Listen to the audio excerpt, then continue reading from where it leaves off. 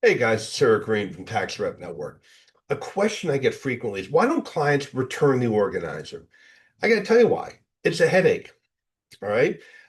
Everything we do and with our accountants is all automated. Even that is a little bit of a headache. Oh, I got to e-sign this, right? Because we're all too busy. We're all distracted, the phones, everything else. Because of that, I'm watching a lot of firms no longer send the organizer.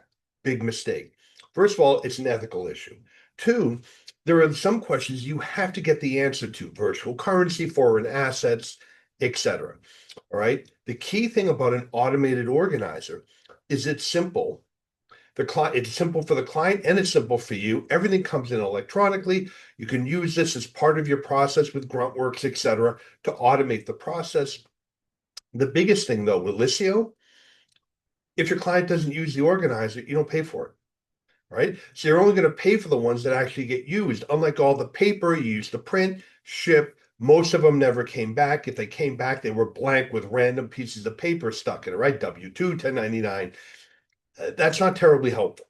All right. So automate this. It's way more economical. You're going to get a much better return in terms of stuff coming back, and you're going to save yourself and the client a lot of headache.